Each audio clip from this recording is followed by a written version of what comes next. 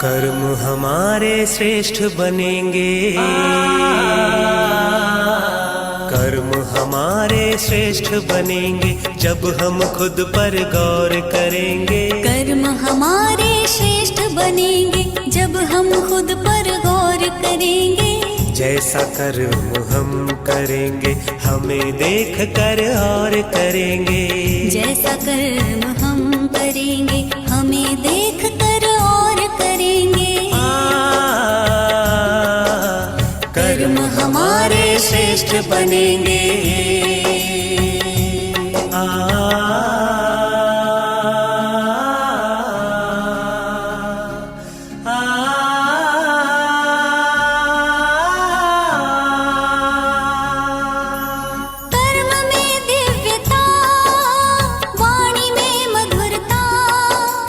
खुश रहता और खुशी बांटता।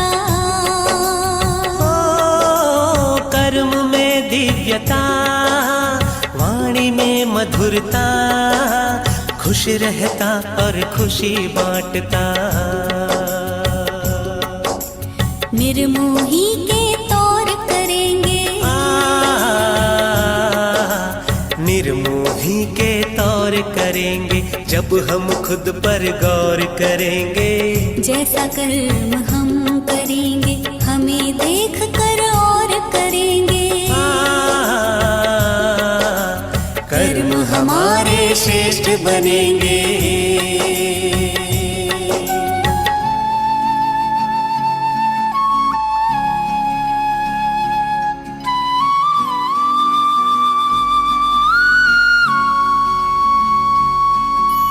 कथनी करनी में भेद न रहता, जो कहता वह खुद भी करता। आदेशों को स्वीकारेंगे कोई भी ना शोर करेंगे। कथनी करनी में भेद न रहता, जो कहता वह खुद भी करता। आदेशों को स्वीकारेंगे कोई भी ना शोर करेंगे। कर्म हमारे श्रेष्ठ बनेंगे जब हम खुद पर गौर करेंगे। जैसा कर्म हम करेंगे हमें देख कर और करेंगे। कर्म हमारे श्रेष्ठ बनेंगे।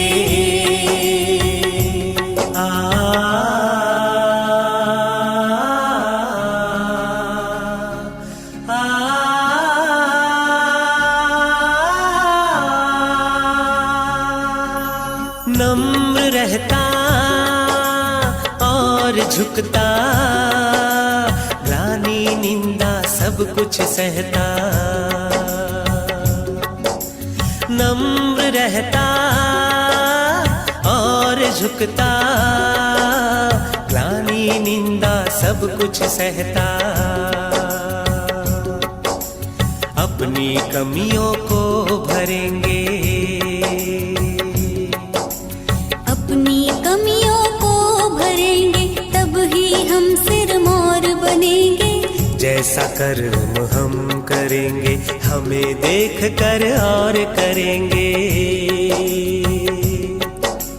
कर्म हमारे श्रेष्ठ बनेंगे जब हम खुद पर गौर करेंगे। कर्म हमारे श्रेष्ठ बनेंगे जब हम खुद पर गौर करेंगे। जैसा कर्म हम करेंगे हमें देख कर और करेंगे। जैसा कर्म हम करेंगे हमें देख कर और करेंगे। कर्म हमारे श्रेष्ठ बनेंगे जब हम खुद पर गौर करेंगे। कर्म हमारे श्रेष्ठ बन पर गौर करेंगे। जैसा कर्म हम करेंगे हमें देख कर और करेंगे। हमें देख कर और करेंगे। हमें देख कर और करेंगे। हमें देख कर और करेंगे। हमें देख कर और करेंगे।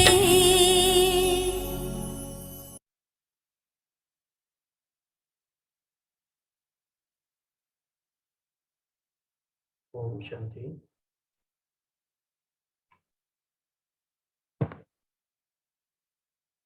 बाबा ने आज कहा जैसे कि जितना ऊंचाई पर जाते हैं तो अटेंशन भी उतना ऊंचा रखना होता है। और जैसा कि हमने गीत में सुना कि जब हम खुद पर गौर करेंगे तो हमारे कर्म श्रेष्ठ बनेंगे। Okay, just a minute.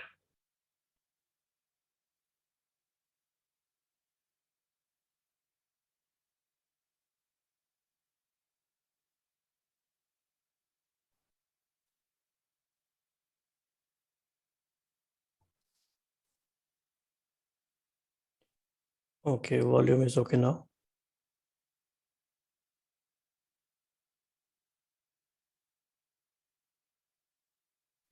Okay, thank you.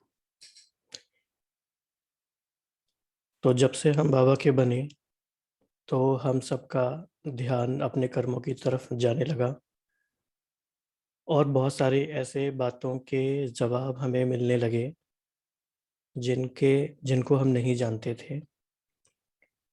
और कई बार जीवन में बहुत बड़ा असंतोष सिर्फ इसी बात से आ जाता है किसी किसी की लाइफ में कि कुछ बातों के आंसर नहीं मिलते कि ऐसा क्यों हो रहा है, ऐसा क्यों हुआ। तो जब तक उनका आंसर नहीं मिलता तो लोग ढूंढते रहते हैं किसी न किसी तरीके से। लेकिन बाबा ने आके हमें ऐसे बहुत सारे जवाब या कहें गहरे राज बताए। तो आज के इस सेशन में पार्टिसिपेट करते करते हम सभी अपने जीवन की यात्रा को सामने भी लाएंगे। पूरे जीवन काल में ऐसे कौन कौन से मौके आए, ऐसी कौन सी घटना हुई जब हमें कर्मों की गुह गति का एहसास होने लगा। तो आप थोड़ा इसमें डीप इंट्रोस्पेक्शन में जाइए। मेरे जीवन में ऐसी कौन सी बातें आई, वो सुखद भी हो सकती हैं और वो नॉट सो गुड भी हो सकती हैं, जिसके चलते वो घटना निमित्त बनी इस बात के कि हमें कर्मों की सत्ता का या कर्मों की गुह गति का अंदाजा हुआ।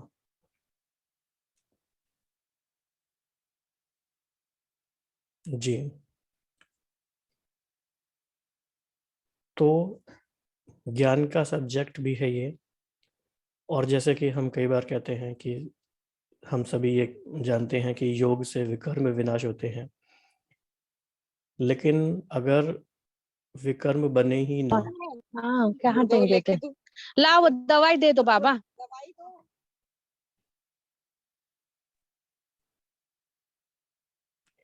अगर विकर्म बने ही ना, प्रिवेंटिव स्टेज पे ही उसको हम रोक दें, तो हमारे योग का जो समय है वो और अधिक किसी क्रिएटिव कार्य में यूज हो सकता है, अपने प्रति न जाके वो विश्व कल्याण में यूज हो सकता है। तो हम सभी मिलकर के आज इस बात की गहराई में जाएंगे, हम सभी मिलके, कि बाबा ने कर्मों की गुहि गति को कैसे समझाया है।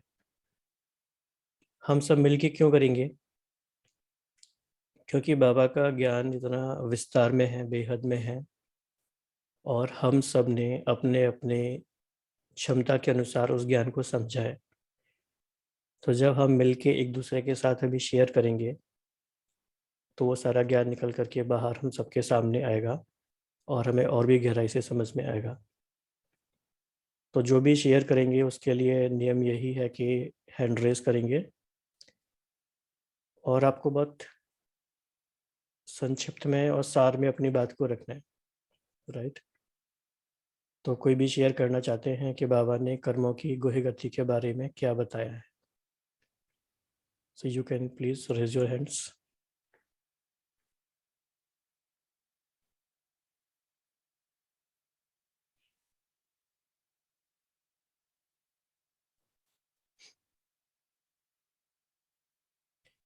हाँ जी, तो आज की मुरली से शुरू कर सकते हैं। आज बाबा ने क्या बताया है? हाँ जी। शांति। बाबा ने आज की मुरली में जो सबसे इम्पोर्टेंट बात बोली कि अगर हम एक तो दो एग्जांपल्स बहुत प्रोमिनेंटली यूज किए, गुम्बज का और जर्म्स का, कि अगर हम किसी की ग्लानि करते हैं तो वो एक तो उसके पास पहुंचता जरूर है, और दूसरा वो हमारे पास एम्पलीफाई होके वापस आता है। और जैसे जर्म से कीटाणु बहुत तेजी से फैलते हैं, वैसे ये हम अगर किसी की ग्लानि करते हैं तो वो फैलता बहुत जल्दी है।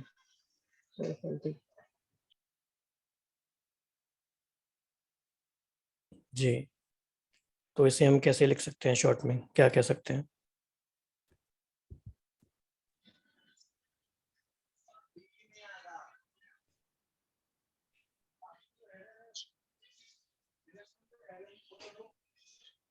इसको कह सकते हैं कि कैसे वापस आता है, हमारा किया हुआ हमें तो वापस आता है, रिफ्लेक्शन। चलो इसे हम एम्पलीफिकेशन ही लिख लेते हैं फिलहाल।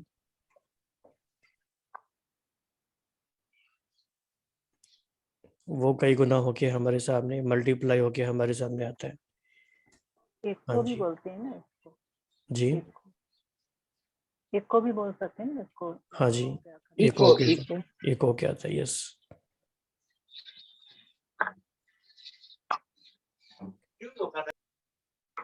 तो बाबा जब हमें कर्मों की गुहगति के बारे में बताते हैं तो एक मुख्य बात समझने की है, जिसे कहा जाता है कॉज एंड इफेक्ट। कोई बता सकता है कॉज एंड इफेक्ट क्या होता है?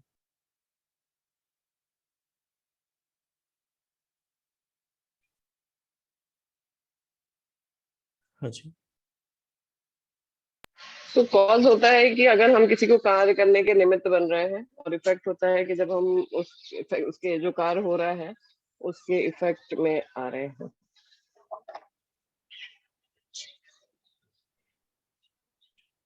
तो इस बात को हम ऐसे समझ लेते हैं कि हमारी लाइफ में अभी जो कुछ भी हो रहा है, जो कुछ हो रहा है वो इफेक्ट है, और उसका कॉज भी कहीं ना कहीं हमने ही क्रिएट किया है। ओके, एक इंटरेस्टिंग क्वेश्चन ये है कि अभी हम संगम युग में जो कर्म कर रहे हैं ये कॉज है या इफेक्ट है?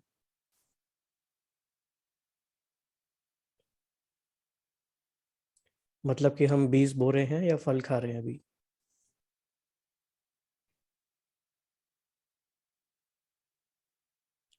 हाँ जी, तो कोई कोई बीज बो रहे, बीज बो रहे। ओके, दोनों बो रहे हैं, बो भी रहे हैं, खा भी रहे हैं। तो नहीं रहे हैं, खाएंगे कैसे? अभी तो बीज बो रहे हैं तो।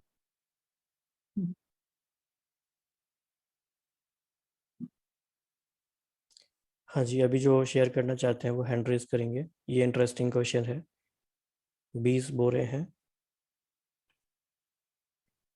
संगम युग पे हम बीज बो रहे हैं। इसका मतलब हम जो भी संस्कार क्रिएट कर रहे हैं अभी वो कितने सालों के लिए कर रहे हैं,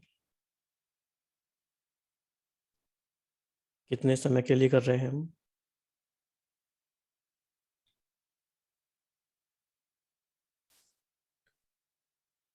तो ये हमें बहुत गहराई से रियलाइज करना है। ये ऐसी बात है जो हमने सुनी बहुत बार है, आप इसे गहराई से रियलाइज कीजिए कि अभी हम जो अपने संस्कार बना रहे हैं, जो वृत्ति बना रहे हैं, वो 5000 ईयर्स चलने वाली है।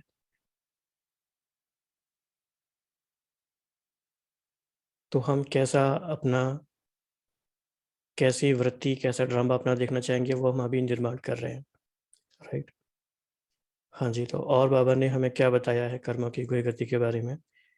इस ग्रुप में बहुत अच्छे अच्छे भाई बहन हैं जो बहुत अच्छे से स्टडी करते हैं, बहुत अच्छा चिंतन करते हैं, बाबा के ज्ञान को, लिटरेचर को बहुत अच्छे से समझे हैं। हाँ जी, ओम शांति भाई जी। आज जैसे कि बाबा ने भी मुरली में कहा कि सभी बच्चों को बाबा एक समान खजाने को दे रहा है, ठीक है, लेकिन एक खजाना नहीं बल्कि अनेक खजाने हमें प्राप्त हुए हैं। फिर भी बाबा कहता है कि जो जमा का खाता है वो हर बच्चे का अलग अलग है। तो वो क्यों है? बाबा इसका आंसर में भी बताते हैं कि वो रूहानी फकूर, जैसे जो बोलते हैं, रूहानी फकूर की पहली निशानी है कि जितना फकूर होना चाहिए उतना बच्चों का अभी कर्म में कुछ बच्चों के दिखाई नहीं दे रहे हैं, जिसकी बाबा ने कहा कि उनके चेहरे और चलन में नहीं आया है, जैसे कि रोशनी और अंधकार साथ नहीं रह सकते। तो कर्मों की बुरी गति में ये भी है कि जो बाबा समझाइश दे रहा है उतना बच्चे अभी अपनी समझाने में ले नहीं रहे हैं। ओम शांति। तो इस बात को समझने के लिए हम ऐसा कर सकते हैं कि बाबा ने जो हमें ज्ञान दिया वो 100% दिया, राइट। तो ऐसे हम अपनी डायरी में लिख भी सकते हैं कि बाबा ने हमें जो ज्ञान दिया वो संपूर्ण दिया। अब तो हम क्या ही सकते हैं कि संपूर्ण दिया, साकार रूप से भी दिया, अव्यक्त रूप से भी दिया। अब तो ये नहीं कहेंगे देना बाकी है, दे ही दिया। फिर दूसरा क्वेश्चन अपने आप से पूछेंगे कि मैंने बाबा का ज्ञान कितना समझा और कितना धारण किया, तो उसकी कुछ परसेंटेज हमारे मन में आएगी। तो आप चैट बॉक्स में बता सकते हैं वो परसेंटेज क्या होगी अप्रोक्सीमेटली। बाबा का ज्ञान हमने कितना समझा, कितना धारण किया, क्या कहेंगे, कितनी परसेंटेज होगी? 3 क्वेश्चन हैं इस बात में। जी, किसी ने कहा 90%, किसी ने कहा 50%,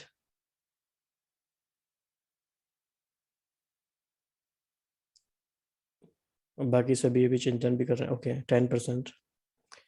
मान लीजिए कि बाबा ने हमें 100% दिया और हमने 60% धारण किया, लेट से, तो 40% कहाँ गया? बाबा ने 100 दिया और हमने 60 धारण किया, तो 40% कहाँ गया? इसका आंसर कौन देंगे?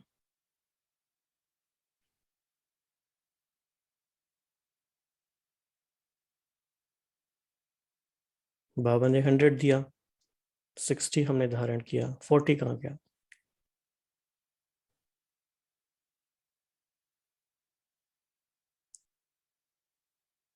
हाँ जी, बताइए।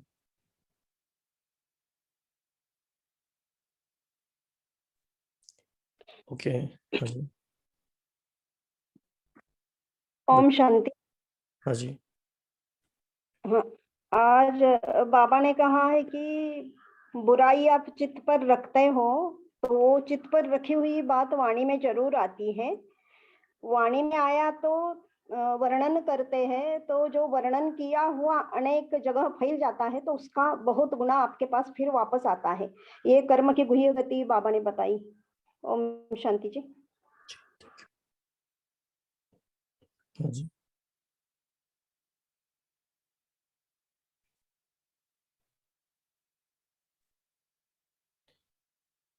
हाँ जी, जिनको भी अनम्यूट कर रहे हैं वो तुरंत बता सकते हैं। संस्कार भाई। ओम शांति भाई जी। हाँ जी, तो ज्ञान हमारा अचिंतन है, व्यर्थ है, और कभी लौकिक में रहते हैं कोई ऐसी बात हो जाती है तो स्मृति से विस्मृति में चले जाते हैं। और जब तक बाबा का चिंतन पूरे दिन रहता है तो समझो वो परसेंट तो जुड़ना ही है। जहाँ विस्मृत वन वर्ल्ड का हमें आंसर बताना है शॉर्ट में। बहुत ही एक्यूरेट आंसर बाबा ने दिया है आज की मुरली में। बाबा के शब्दों को हमें कैच करना है, इसीलिए हमें मुरली को ध्यान से पढ़ना है। बाबा ने हमें 100 दिया, हमने 60 धारण किया, तो 40 कहाँ गया?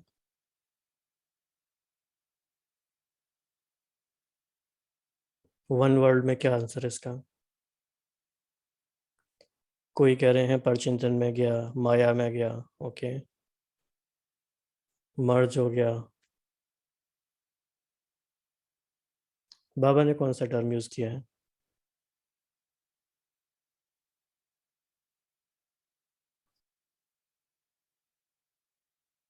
लीकेज हो गया। तो आज हमें इस बात पे ध्यान देना है कि हम सबको ज्ञान एक जैसा मिलता है, लेकिन हम सबके जमा के खाते अलग अलग हैं। ऐसा नहीं है कि हम लोग जमा करने के लिए सबने मेहनत नहीं की, सबने बहुत मेहनत की है, बहुत लंबे टाइम से मेहनत की है, लेकिन लीकेज बहुत हो जाता है।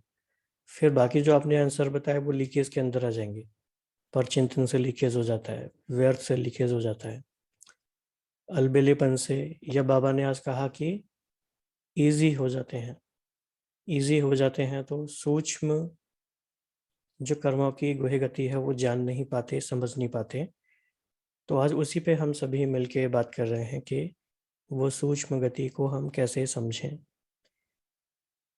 तो बहुत सारे भाई बहन हैं जिन्होंने इस बारे में बहुत गहराई से अध्ययन किया है, मनन चिंतन किया है बहुत सालों से, तो उनके चिंतन का लाभ हम ले सकते हैं।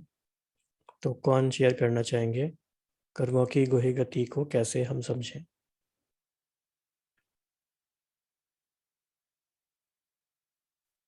कौन शेयर करना चाहेंगे अभी?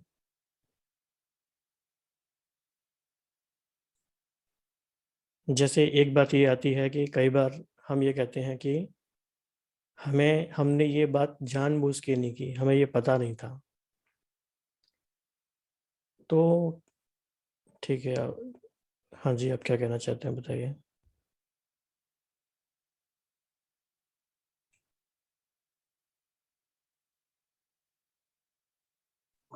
जी ओम शांति। भाई जी हाँ जी, क्वेश्चन रिपीट कर देंगे फिर से कृपया। क्वेश्चन ये है कि कर्मों की गुहि गति बाबा ने हमें बहुत डिफरेंट डिफरेंट तरीके से समझाई है, आपका इस बारे में क्या कहना है? इस बारे में ये है कि कर्म हमारे श्रेष्ठ बनेंगे जब हम खुद पर गौर करेंगे, क्योंकि मैं आत्मा हूँ।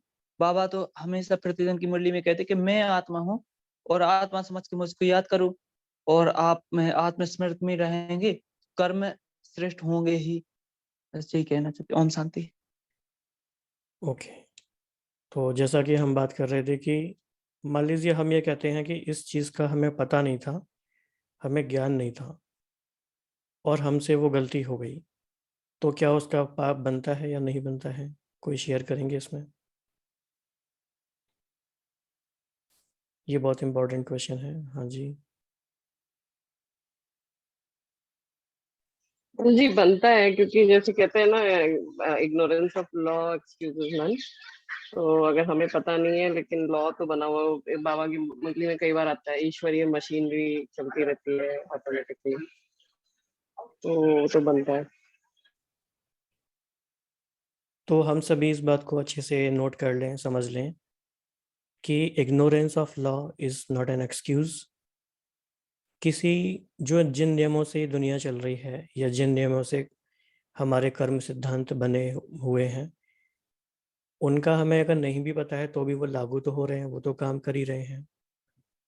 तो ये हमारी जिम्मेदारी है कि हमें ये पता हो कि कर्मों के क्या सिद्धांत हैं, कर्मों की गुहि गति क्या है, और वो हमें नहीं पता होती तो भी उसका असर, उसके कॉन्सिक्वेंस हमें मिलते तो हैं ही। तो अब सवाल ये आता है कि कर्मों की जो गुहि गति है उसको हम कैसे जानें, तो उसके लिए हम क्या कर सकते हैं?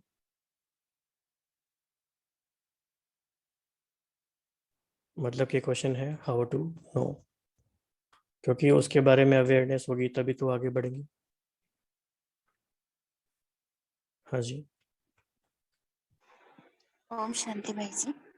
जी, बाबा ने आज तो एक उदाहरण के तौर पर दिया कि हम जो कभी कभी किसका ग्लानि करते हैं, वो ग्लानि के ऊपर बाबा ने मुरली चलाया, परंतु हमारे हर एक कर्म में भी हमको ये अलर्ट रहना चाहिए कि हमारे द्वारा सूक्ष्म पाप क्या हो रहा है। इसके लिए बाबा ने कहा कि आप सब पांडव सेना हो, सेना का भी अलबेला नहीं बनता, हमेशा अलर्ट रहता है। इसलिए हमारे हर कर्म को जब हम संकल्प करते हैं, वो संकल्प से ही हमको चेक करना है कि हमारा संकल्प क्या चल रहा है। अगर उसमें हम ब्रेक देंगे यानी चेंज करना चाहेंगे तो हमारा कर्म भी ऐसे बनेगा। मैं ऐसे सोचती हूँ। शांति। बाबा ने आज बताया कि जब हम अपने हर कर्म को अटेंशन देंगे और ये अटेंशन एकदम सहज नेचुरल नेचर बन जाएगी, हमारी आदत बन जाएगी, तब हम अपने कर्मों को चेक भी कर पाएंगे और चेंज भी कर पाएंगे। जी, बहुत ही इम्पोर्टेंट पॉइंट आपने शेयर किया। ओम शांति। विकर्म जब हम लोग करते हैं, जैसे बाबा की एक मुरली है, उसमें बाबा ने 3 बातों के बारे में बताया, परचिंतन, परदर्शन और परमत। तो जब हमारा खुद पे, जब हम खुद, बाबा ने उसमें बताया है कि जो परचिंतन करता है, परदर्शन करता है, वो स्वयं को नहीं देखेगा, और जब हम दूसरों को देख रहे हैं तो ऑब्वियसली हम विकर्म ही कर रहे हैं। और जब यही जो गति है स्वचिंतन में आ जाती है, तो हमें एक एक कर्म का, संकल्प का भी हमें अटेंशन रहता है।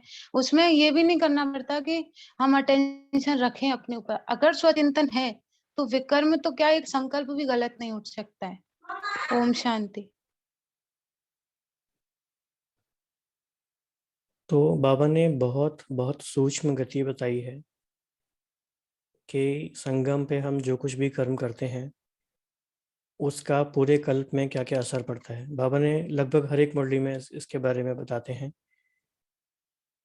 तो कोई उस गहराई में जाना चाहेंगे कि बाबा ने कैसे लिंक को एस्टेब्लिश किया है कि संगम में ऐसा करते हो तो पूरे कल्प में ये होता है। तो संगम के कर्म से पूरे कल्प का क्या कनेक्शन है?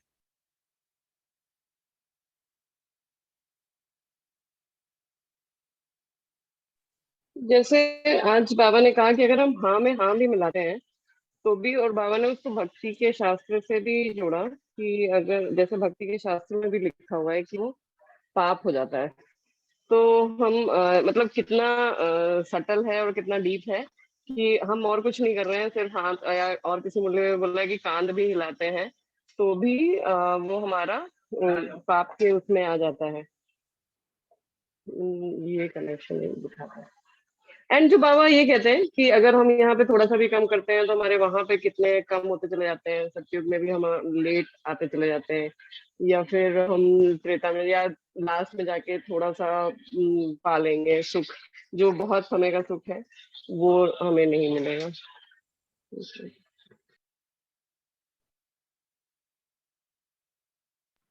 ओम शांति। भाई जी, बाबा ये भी कहते हैं कि जैसे अगर हमारे दान से कोई दूसरे का कत्ल या पाप कर्म भी होता है तो भी हम उस पाप के भागी बन जाते हैं। तो इसके भी बारे में बाबा ने बहुत बार कहा है। ओम शांति। तो एक प्रश्न ये इसमें आ सकता है कि कर्मों की जब हम गोहे गति कह रहे हैं तो क्या सच में एक्शन इम्पोर्टेंट है या एक्शन के पीछे जो इंटेंशन होती है वो भी इम्पोर्टेंट है? तो इसके बारे में भी चिंतन कीजिएगा, जो बताना चाहेंगे हैंड रेज करेंगे।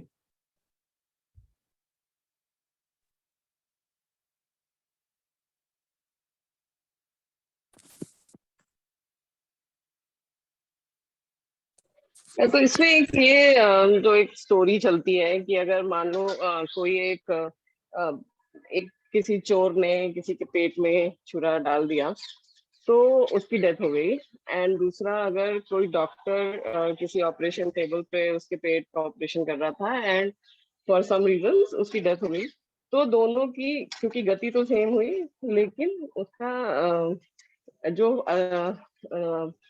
उसका रिजल्ट होगा या जो उसका पाप का भाग्य बनेगा, मतलब जो एक चोर कर रहा है या फिर एक जो डॉक्टर कर रहा है, तो यहाँ पे हर चीज हमारे इंटेंशन पे डिपेंड कर रही है कि हम किस इंटेंशन से कोई भी कार्य कर रहे हैं। जैसे सेना के लिए भी बाबा कहते हैं कि कोई अगर बॉर्डर पे है, लड़ाई कर रहा है, वैसे किसी को मार रहा है या फिर अदरवाइज किसी को मार रहा है, तो इंटेंशन हमारा बहुत मैटर करता है। जैसे बाबा वो भी कहते हैं अंतमति सो गति, मतलब जो भी हम उस समय इंटेंशन हमारी है जैसी भी रहती है वैसे ही हमारी गति होती है। हाँ जी। ओम शांति भाई जी। जो आपने संगम का क्वेश्चन पूछा, तो एक्चुअल में ये संगम एक उस तरह से है जैसे हम कोई पॉलिसी कराते हैं तो उसका लॉकिंग पीरियड होता है कि उस समय आपने जितने की करा दी, सपोज के 2 लाख की कराई है, 3 लाख की कराई है, फिर लॉकिंग पीरियड लॉक हो गया, उसके बाद उसका रिटर्न मिलना है हमें प्लस होके बोनस होके। तो ये वो टाइम है लॉकिंग पीरियड, क्योंकि इस समय हमें सारी नॉलेज है कि कोई मेरे सामने कोई सीन आ रहा है, कोई सोल आ रहा है, मुझे वो अकाउंट में सेटल भी कर सकती हूँ, प्लस मैं डिपॉजिट भी कर सकती हूँ, जमा का खाता भी बढ़ा सकती हूँ और अकाउंट पिछला सेटल। बाद में जब मैं ड्रामा के पट्टे पर आ जाऊंगी, वो रील चलने लगेगी, उस समय मुझे नहीं पता होगा। मानो अभी मैंने बहुत सारी सोल्स की सहयोग किया, इंटेंशन बहुत प्योर है, सहयोग किया, तो वो आत्मा ऑटोमेटिकली, ये लॉ ऑफ नेचर है कि वो मुझे रिटर्न देंगे। मतलब मुझे अगर नीड होगी उस मैं पूरे साइकिल में जब आऊँगी तो वो ऑटोमेटिकली मुझे सहयोग मिलेगा। लेकिन अगर मैंने वो जमा ही नहीं किया, तो मुझे पूरे कल्प में मेरा रोल कैसा होगा? मैं खुद वो विजुअलाइज़ कर सकती हूँ, मैं किसी को सहयोग नहीं देती तो मुझे क्या मिलेगा? फिर बहुत सी सोल होती है ना कि हम बहुत चाहते हैं, कोई सहयोग ही नहीं करता, मैं तो इतना मदद माँगने इससे भी गई, उससे भी गई। तो उ उन उस सोल का क्या फ़ॉल्ट है? तो ये ड्रामा का राज, जो बाबा कहते हैं मैंने तुम्हें मास्टर त्रिकालदर्शी बनाया है। तो ये लॉकिंग पीरियड है कि मैं यहाँ पर है कि पूरी नॉलेज है, मुझे पावर भी है मेरे पास इस समय, तो मैं वो सब कुछ चेंज कर सकती हूँ। तो जो डिपॉज़िट करूँगी, फिर पूरे कल्प में मुझे वो उसके अकॉर्डिंग मिलने वाला है। थैंक यू भाई। हाँ जी।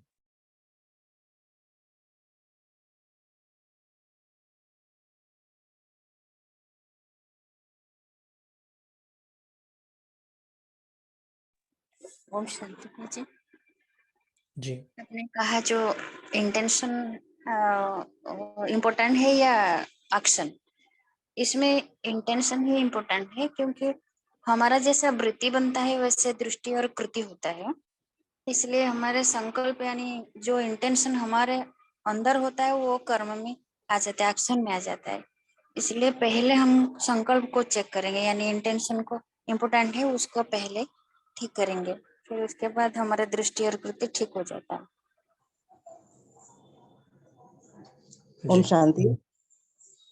हाँ जी जी। हाँ जी। भाई जी सुना रहा आवाज?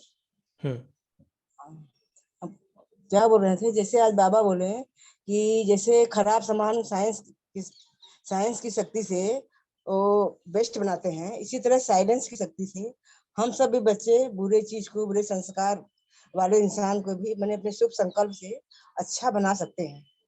हमारे अंदर बाबा ने वो शक्ति दी है। ओम शांति। जी। ओम शांति। मुझे एक बात पर बाबा की एक मुरली की याद आई, जिसमें बाबा ने कहा पिछले संगम पर बहुत श्रेष्ठ कर्म किए थे, इसलिए आज भी उसका फल खा रहे हो। आज भी तुम्हारे पास दाल रोटी है, और कुछ हो नहीं हो लेकिन दाल रोटी तो है। ओम शांति।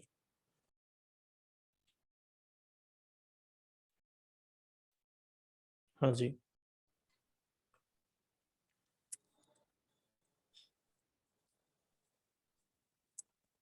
जी भाई जी, जो आपने इंटेंशन का क्वेश्चन पूछा, तो एक्चुअल में यही सबसे इम्पोर्टेंट है।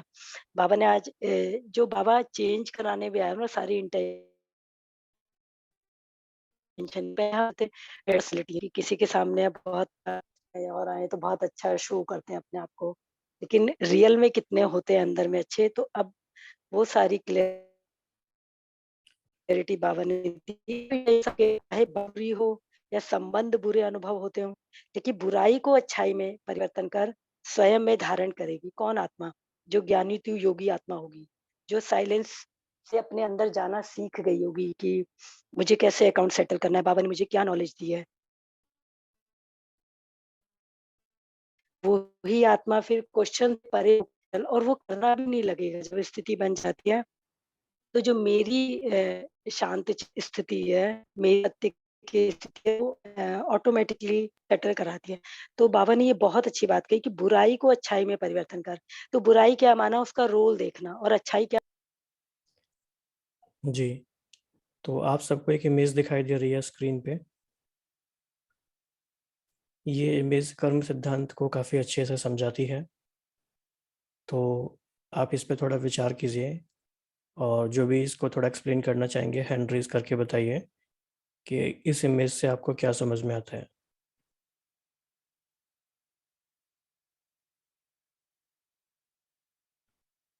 जो भी इसको एक्यूरेटली एक्सप्लेन कर सकते हैं हैंड रेज करेंगे।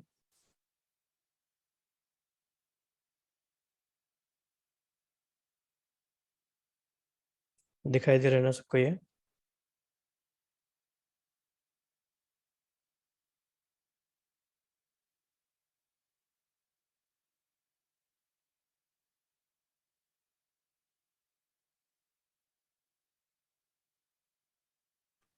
ओके, बताइए।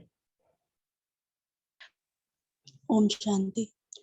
इसमें दो लोग हैं जो एक उस पे प्लेटफॉर्म पे हैं और वो प्लेटफॉर्म एक सीसॉ की फॉर्म में है जी। और वो एक जो एरो लेके रेडी टू किल अदर है, तो जैसे ही एरो दूसरे पे जाएगा तो अगर वो मरेगा तो वो दूसरी साइड हैवी होने की वजह से वो साइड वो गिरेगा तो वो हैवी हो जाएगी या वो लाइट हो जाएगी तो other person will also fall down.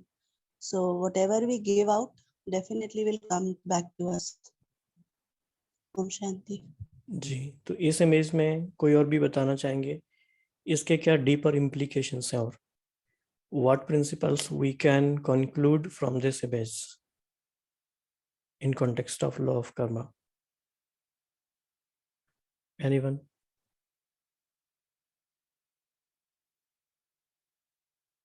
Every action has equal and opposite reaction, as ये हम जैसा करेंगे वैसे ही हमारे साथ वापस आएगा। यस, और कोई एक बहुत सूक्ष्म बात जी है इस इमेज में। जी भाई जी, जैसे हम इसको अननोइंगली कर रहे हैं, जब तक राइट। हमें ज्ञान नहीं था, अननोइंगली कर रहे हैं तो हमें उसका रिजल्ट नहीं पता, लॉ ऑफ कर्मा का नहीं पता और हमसे हो रहा है, हम उसको मार रहे हैं और खुद को ही डैमेज कर रहे हैं।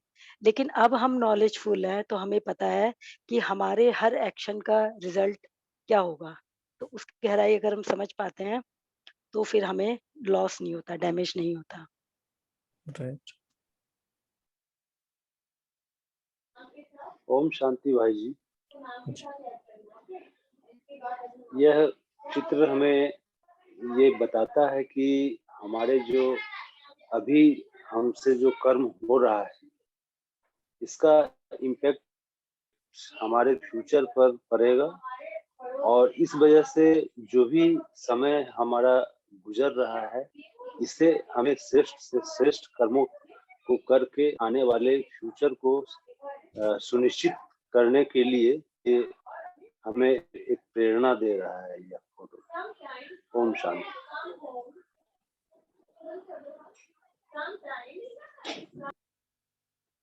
ओम शांति भाई जी। जैसे जी। हम इसको मतलब एक वो जो इधर लेफ्ट हैंड तरफ है वो उनके मतलब अपना जो किया है उसने कर्म उसको ग्लानि का है। और जैसे हम इसको धर्मराज के ऊपर की भी देख सकते हैं कि हमने जो दंड किया है वो उसको रियलाइज हो रहा है कि हाँ मैंने ये दंड मतलब मेरे से ही हुआ है, प्रायश्चित के रूप में है वो, और मेरे को जो सजा है वो मतलब सामने वाला दे ही रहा है। Okay, thank you. ओम शांति। जो हम बोते वही हम हमारे पास लौट के आते हैं। तो रिश्ते में भी जो भी मिल रहा है, भाई बहन माता पिता, सब हमारा कनेक्शंस होता है, पास्ट लाइफ कनेक्शन। और जिस आत्मा को हमने जो दिया था वही आत्मा हमारे किसी भी संबंध में रूप में वही आत्मा आएंगे देने के लिए। दुख दिया तो दुख देने आएंगे, सुख दिया तो सुख लौटाने के लिए आएंगे। ओम शांति। इस इमेज में एक बहुत गहरा हिडन प्रिंसिपल है, देखते हैं कौन डिकोड कर पाएंगे। ओम शांति। इस इमेज से हम एक कॉन्सिक्वेंस में पहुंचते हैं कि जो दूसरों के लिए गड्ढा खोदता है वो स्वयं भी उसमें गिरता है। ठीक है, ये तो है ही।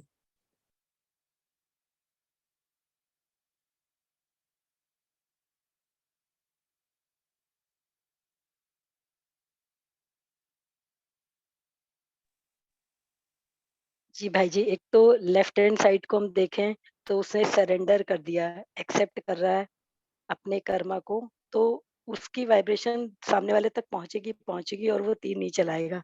और एक दूसरा देखते हैं कि अगर दोनों ही सहयोग की शक्ति को अप्लाई करते हैं और एक एक कदम बढ़ाकर एक दूसरे के समीप आते हैं सेंटर पे, और फिर धीरे धीरे दोनों एक ही साइड में अगर आना शुरू करते हैं, वो नीचे भी इस पहाड़ की स्थिति में जो अटके हुए हैं वो नीचे आ सकते हैं। मतलब नीचे अर्थ है तो वो स्लाइड टेढ़ी हो जाएगी और वो दोनों ही नीचे आ जाएंगे, लेकिन वो सहयोग की शक्ति काम करेगी जब एक दूसरे के प्रति दोनों के मन में कल्याण की भावना है।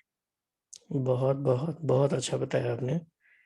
देखिए कितना डिफरेंट, कितना अच्छा पर्सपेक्टिव है, रचनात्मक कंस्ट्रक्टिव पर्सपेक्टिव है ये, कि दो लोग जो लूज लूज सिचुएशन में हैं वो विन विन सिचुएशन में आ सकते हैं अगर वो सहयोग की शक्ति को अप्लाई करें तो बहन बहुत ही अच्छा आपने बताया। तो देखो फायदा हुआ ना सबको, एक डिफरेंट पर्सपेक्टिव मिला, ये तो हमने भी सोचा नहीं था। हाँ जी, और कौन बताएंगे?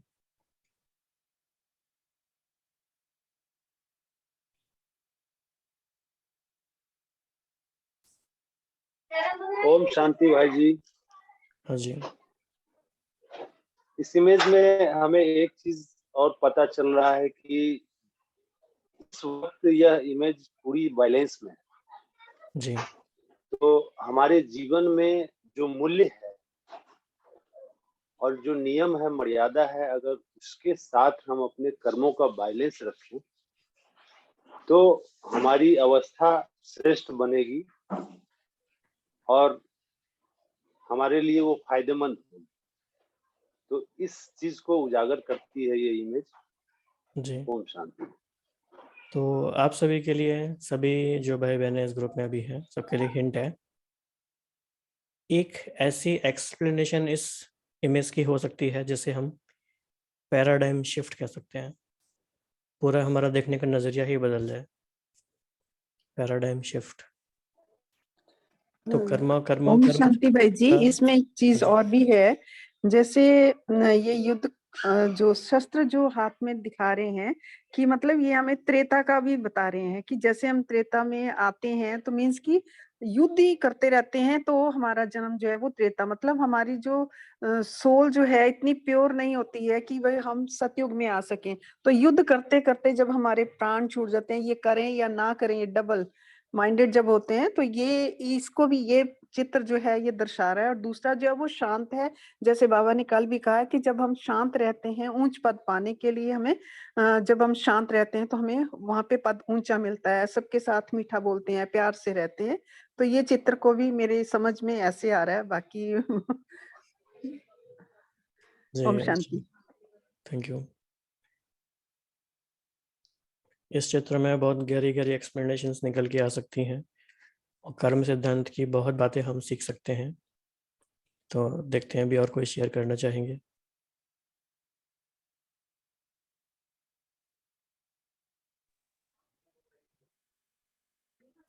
और कौन शेयर करना चाहेंगे?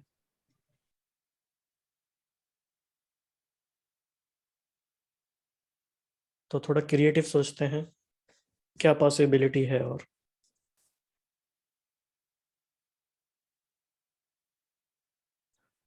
हाँ जी।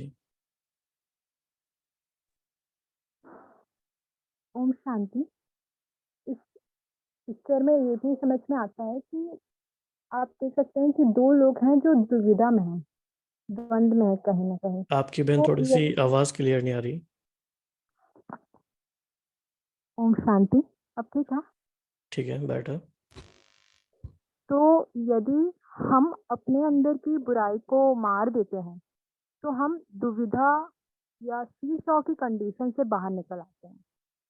तो हम यहाँ देख सकते हैं कि दो लोग जो हैं वो सीसॉ या दुविधा के द्वंद के कंडीशन में हैं। तो यदि हम अपने अंदर की बुराई को और अपने अंदर बैठे रावण को मार देंगे तो उस सिचुएशन से आउट हो जाएंगे। ओम शांति।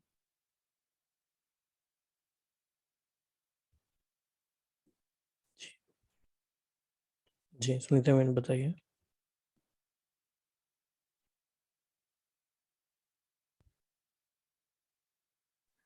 ओम शांति भाई जी।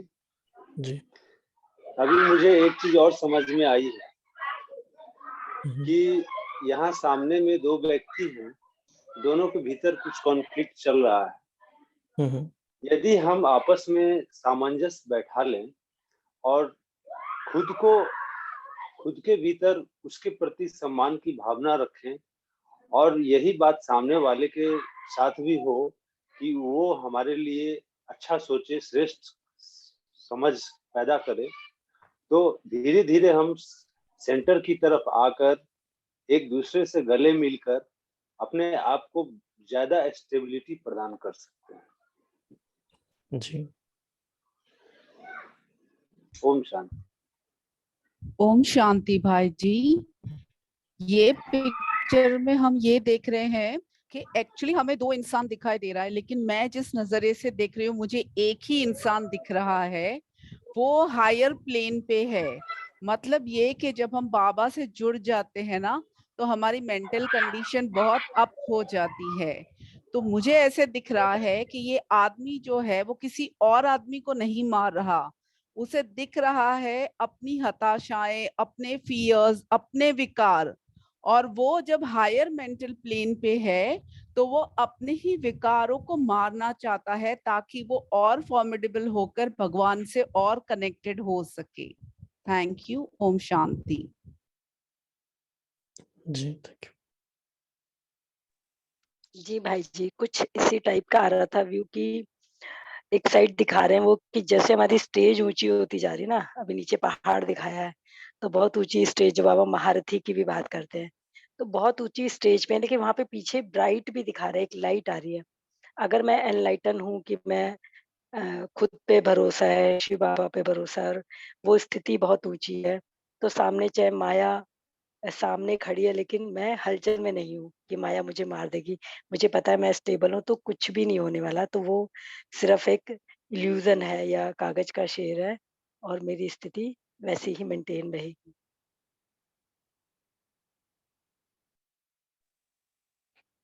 ओम शांति भाई जी।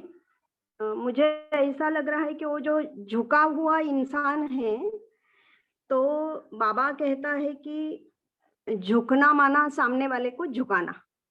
तो उनका जो एक अंदर की जो भावना है झुका हुआ, तो सामने वाला जो है वो अपना तीर नहीं चलाएगा, ऐसे मुझे लगता है। ओम शांति जी।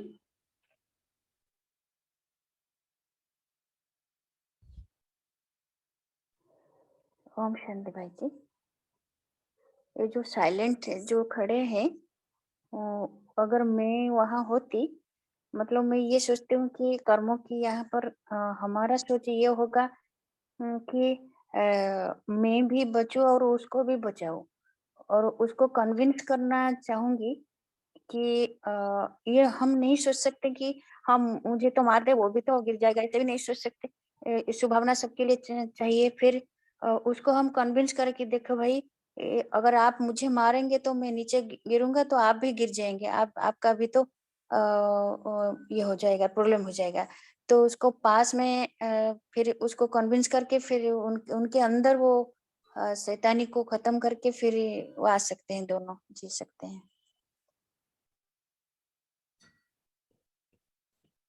जी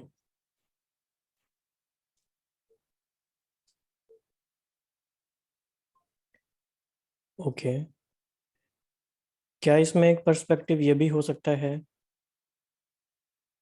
ओके, कोई और कुछ कहना चाहते हैं? हाँ जी शिखा बहन।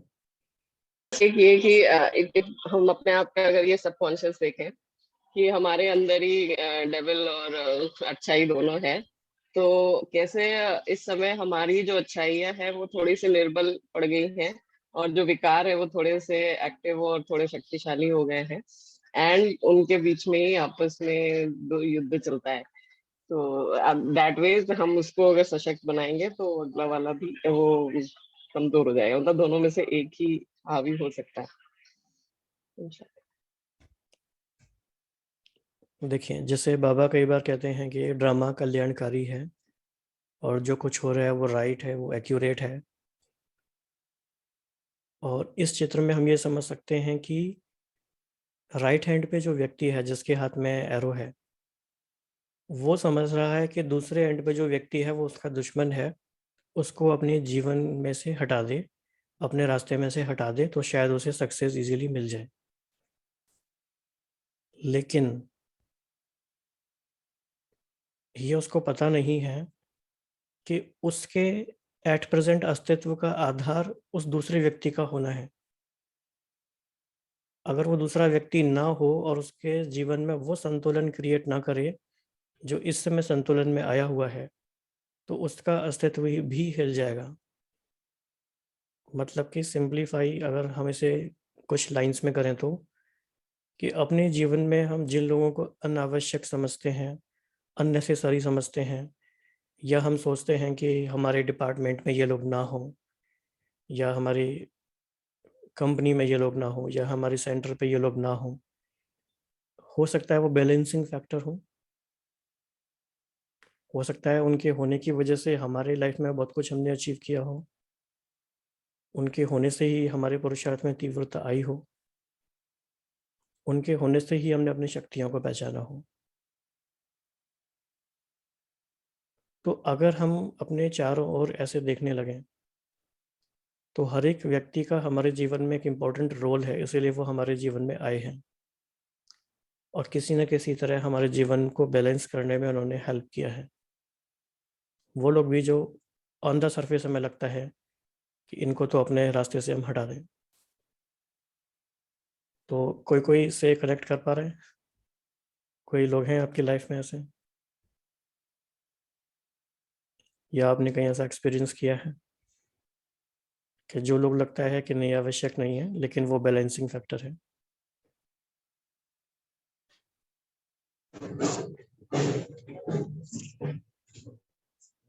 ओम शांति। हाँ जी। इसमें एक बोलते हैं कि जो आपके साथ अच्छा करते हैं उनको आप थैंक्स करो या ना करो, लेकिन जिन्होंने आपके साथ बुरा किया है ना उनको तो दिल से शुक्रिया करो, क्योंकि वही एक वजह बने कि जिससे आप अपनी स्टेप्स को और आगे, मतलब खुद की गलतियों को और कमजोरियों को भी पहचान पाए और आगे भी बढ़ पाए। तो उनका तो बहुत ही दिल से शुक्रिया होना चाहिए जिन्होंने आपके साथ अच्छा नहीं किया। इसमें भी बात समझने की ये इम्पोर्टेंट है कि हमें लगता है उन्होंने अच्छा नहीं किया, हो सकता है उन्होंने वही एक्शन किया जो उन्होंने किया, उनका वही एक्शन किसी और को राइट भी लगा हो, हमारा कोई काम नहीं बना उस वजह से हमें शायद वो अच्छा नहीं लगा तो हमने ऐसा सोचा। लेकिन जैसे ही हमारा पैराडाइम शिफ्ट होगा तो उस आत्मा के लिए और उस कैटेगरी की सभी आत्माओं के लिए हमारा नज़रिया बदल सकता है। और जो बाबा कहते हैं, कल्याणकारी बाबा जो कहते हैं कि ड्रामा की हर बात में कल्याण है, वो स्थिति हमारी सहज बन सकती है। और ये कर्मों की गुह्य गति का एक क्लाइमैक्स है, जिस स्थिति में आत्मा ये पहुंच जाती है और उसको लगता है कि हर बात में कल्याण है, वो बाबा ने फिर आज कहा कि वो प्रसन्न चित्त रह सकती है। हाँ जी। जी भाई जी, मैंने बिल्कुल क्लोज में 2 ऐसे केस देखे हैं। एक तो कोई पार्टनरशिप में थे, तो एक पार्टनर को ये लगता था कि मैं बहुत ज़्यादा करता हूँ और इसी वजह से ये बिज़नेस चलता है।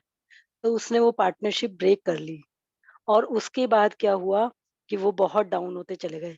तो क्योंकि बाबा की नॉलेज में आ चुके थे, इसलिए ये समझ पाए कि कभी-कभी किसी और का भाग्य आपको सपोर्ट करता है, जो हमें दिखाई नहीं देता। तो ये बहुत क्लियरली समझ में आया और बाद में उस सोल ने भी रियलाइज़ किया कि एफर्ट मेरा बेशक था लेकिन भाग्य उनका काम कर रहा था, इस वजह से हम अर्न कर रहे थे। और एक और सोल का एग्ज़ाम्पल है कि वो सोल थी और कोई एक सोल घर में बहुत बीमार थी, तो उनकी वजह से वो डिस्टर्ब हो जाते थे कि मुझे इतना करना पड़ता है, इतना करना पड़ता है, और वो बहुत करती थी एक्चुअल में उनके लिए। लेकिन जैसे ही वो सोल ने शरीर छोड़ा, ये सोल के इतना बैकएक रहने लगा, इतना पैरों में दर्द रहने लगा, इतना ट्रीटमेंट हो रहा है और अब वो सोल कुछ भी नहीं कर पा रही। मतलब बहुत कम कर पाती है, सिर्फ अपना ही। तो उससे भी ये रियलाइज़ हुआ कि कुछ ऐसी सोल्स जिनसे हम डिस्टर्ब भी होते हैं, लेकिन सच में वो हमें चलाने में सपोर्ट कर रही होती हैं। तो जैसा कि जो आपने आंसर दिया, बिल्कुल एग्री करती हूँ। मैंने ये खुद प्रैक्टिकली एग्ज़ाम्पल देखा है और खुद के साथ भी कुछ न कुछ सूक्ष्म रूप में अनुभव किया और सभी ने किया होगा ये। तो कई बार हमें भ्रम होता है कि हम बहुत कुछ कर रहे हैं और उन वो नेग्लिजिबल है या उनकी कोई इम्पोर्टेंस नहीं है, जबकि हिडन इम्पोर्टेंस उनकी बहुत ज़्यादा होती है। थैंक यू सो मच भाई, बहुत अच्छा ये आपने जो दिया और मैं फिर उसको कनेक्ट कर पाई। जी, थैंक यू। तो अभी हम सब मिलके बाबा ने जैसे कई मुरलियों में कहा है कि पावरफुल वृत्ति से शक्तिशाली वायुमंडल का निर्माण करो। तो इससे पहले कि श्रीकांत भाई जी हमारे साथ जुड़ेंगे, योग कराएंगे, उससे पहले हम एक पावरफुल वातावरण तैयार करते हैं। तो आप सभी साथ देंगे इसके लिए? तो जो भी साथ आना चाहते हैं इसमें अपना वीडियो ऑन कर सकते हैं, लेकिन बिल्कुल स्टेबल बैठेंगे।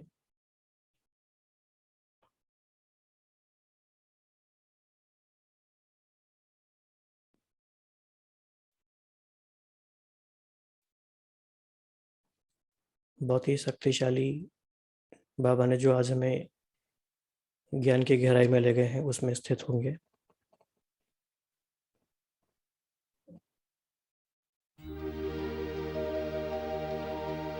करते चलो सबका भला, जीवन के जीने की ये है कला।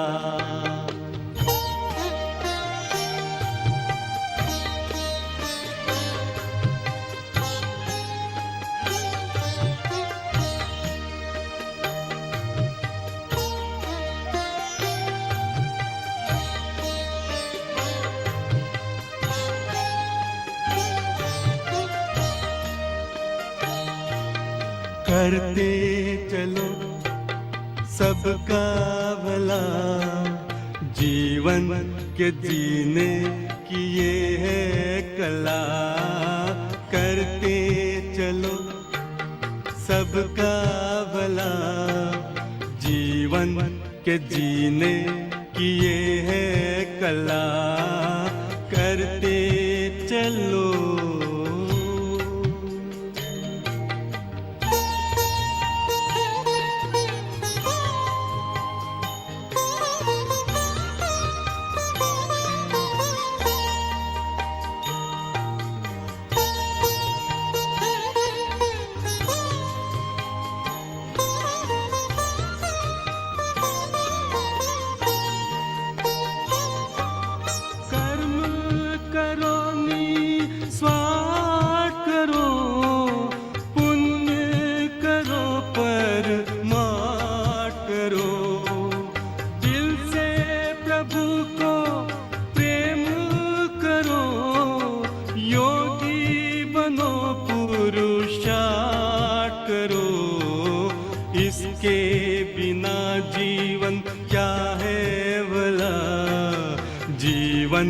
के जीने की ये है कला। इसके बिना जीवन क्या है भला, जीवन के जीने की ये है कला।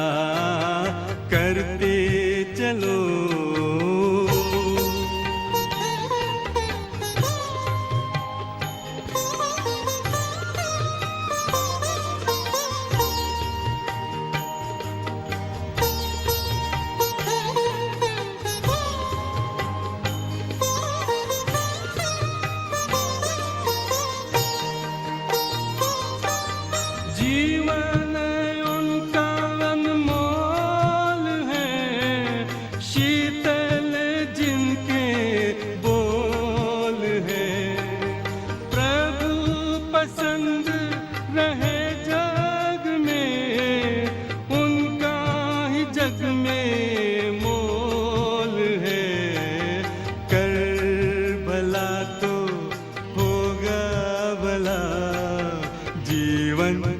जीने की ये है कला।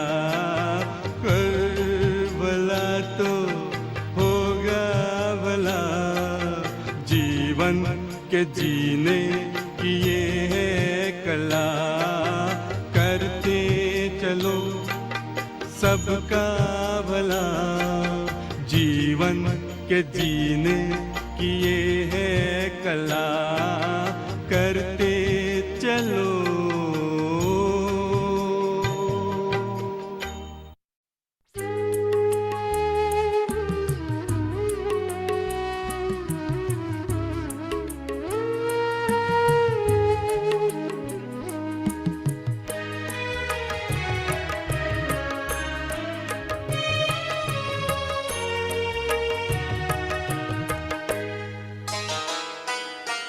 आए हम खुद को बदल ले, जग बदलता जाएगा।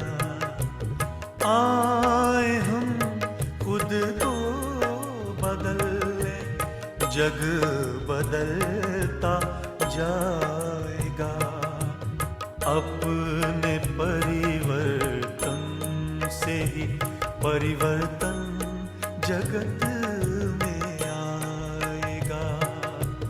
आए हम खुद को बदल लें, जग बदलता जाएगा। जग बदलता जाएगा।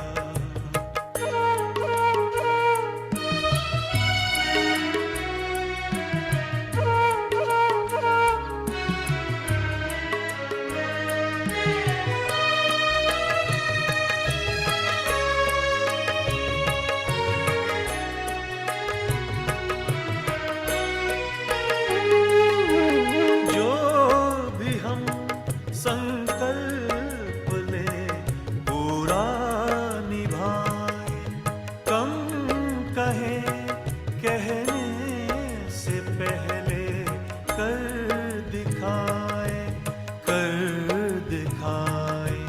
शिक्षा होगी तब सफल जब आचरण सिखलाएगा।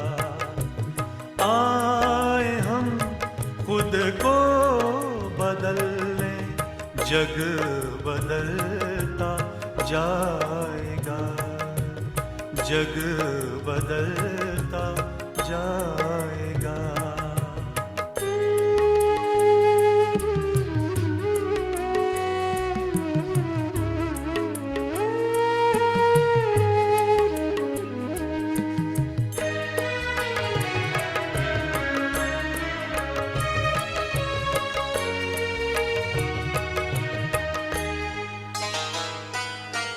कथनी करनी एक करके एकता होगी। धारणा से जिंदगी में दिव्यता होगी, दिव्यता होगी। धर्म का है मर्म क्या, ये कर्म ही बतलाएगा। आए हम खुद को बदल लें, जग बदलता जाएगा। जग बदलता जाएगा।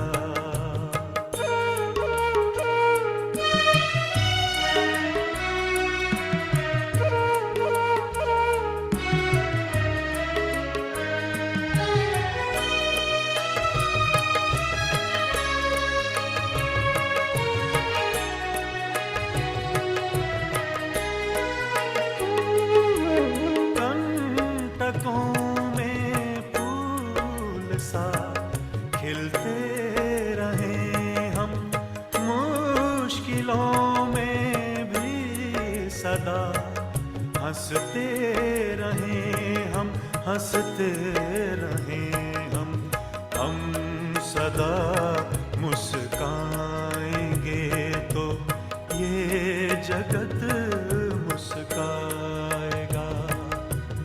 आए हम खुद को बदल लें, जग बदलता जाएगा। अपने परिवर्तन से ही परिवर्तन जगत में आएगा।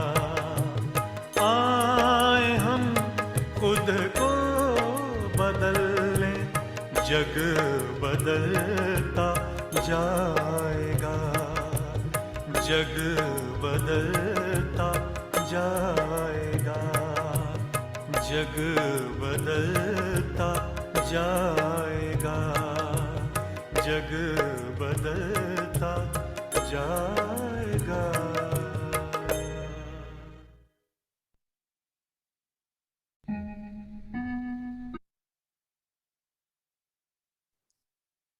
एक छोटा सा असाइनमेंट और करते हैं।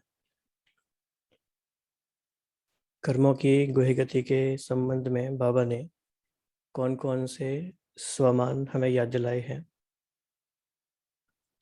तो आप बताएंगे कौन कौन से स्वमान हम ले सकते हैं?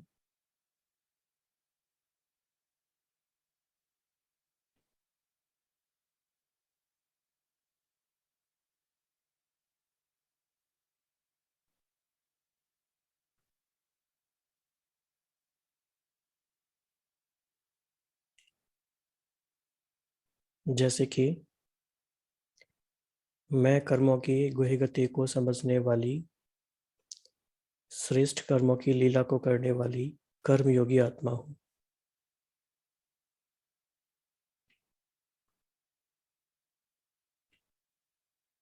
हाँ जी, बताइए। मैं बुराई को खत्म कर अच्छाई को धारण करने वाली सर्वश्रेष्ठ आत्मा। Okay, all right. हाँ जी। ओम शांति। मैं सर्व खजानों के खाता को अपनी चलन और चेहरे से दिखाने वाली आत्मा हूँ।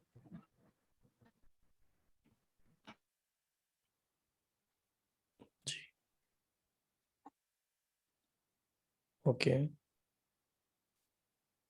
क्या यह भी हो सकता है कि मैं हर कर्म बाप की याद में कर हर कर्म को यादगार बनाने वाली कर्मयोगी आत्मा हूँ?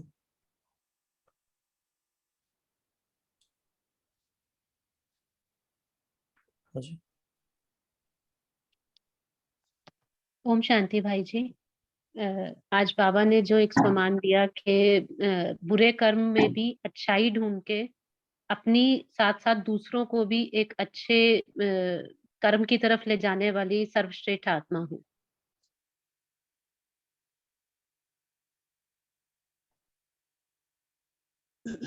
ओम शांति।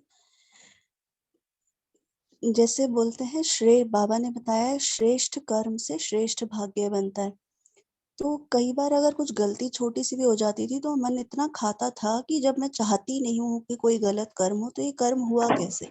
अब इस गुत्थी को कैसे सुलझाया जाए कि श्रेष्ठ कर्म से श्रेष्ठ भाग्य बनता है, पर कर्म में अगर बिना ना चाहते हुए भी कोई गलती हो रही है तो इसलिए श्रेष्ठ कर्म से भी पहले श्रेष्ठ वृत्ति।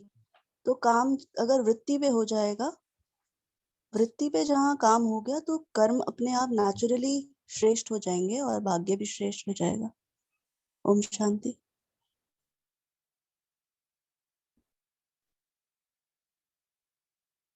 जी, और कौन से स्वमान हो सकते हैं जो कर्म के कॉन्टेक्स्ट में हो स्पेसिफिक?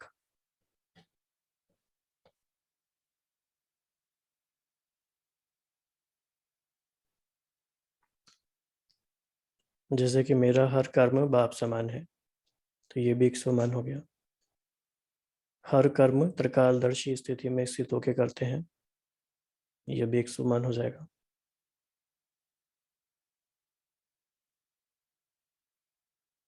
और कौन सा हो सकता है?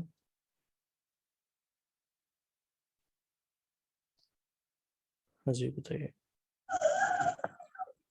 मैं हर कर्म में परमात्मा का साक्षात्कार कराने वाली साक्षात्कार मूर्त आत्मा हूँ।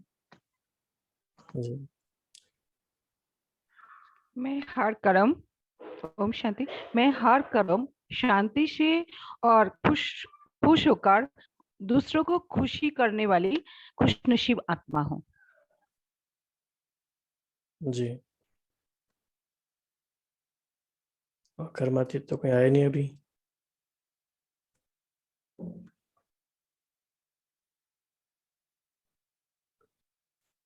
और कौन सा स्वमान हो सकता है?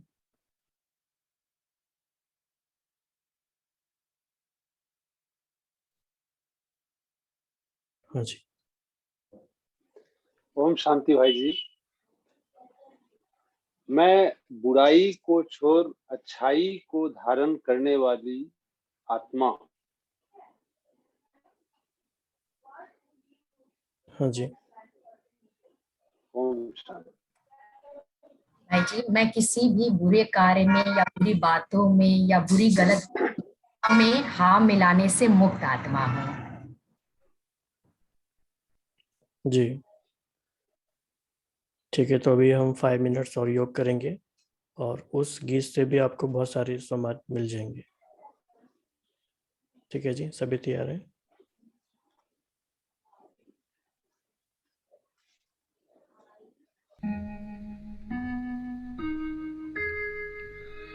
कर्म करो ऐसे भाई तुम, पड़े न फिर पछताना, पड़े न फिर पछताना।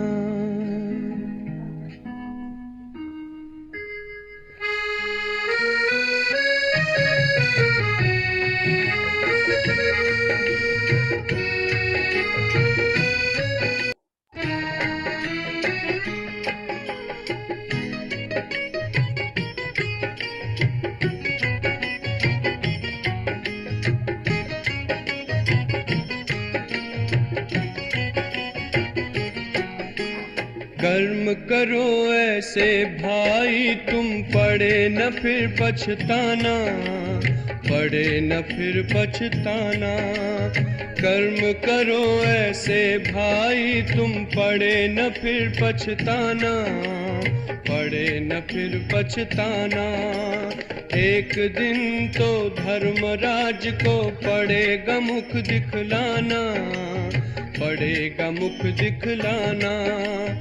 एक दिन तो धर्मराज को पड़ेगा मुख दिखलाना, पड़ेगा मुख दिखलाना।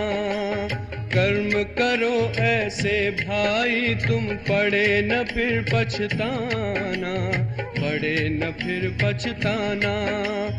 कर्म करो ऐसे कर्म करो, कर्म करो ऐसे कर्म करो।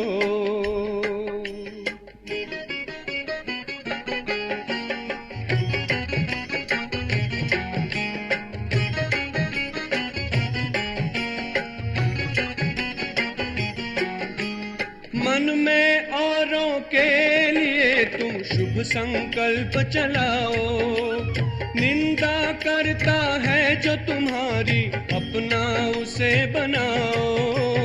आँखों से कभी बुरा न देखो, पड़े जो आँख झुकाना, पड़े जो आँख झुकाना। आँखों से कभी बुरा न देखो, पड़े जो आँख झुकाना, पड़े जो आँख झुकाना। कर्म करो ऐसे भाई तुम, पड़े न फिर पछताना, पड़े न फिर पछताना। कर्म करो भाई कर्म करो।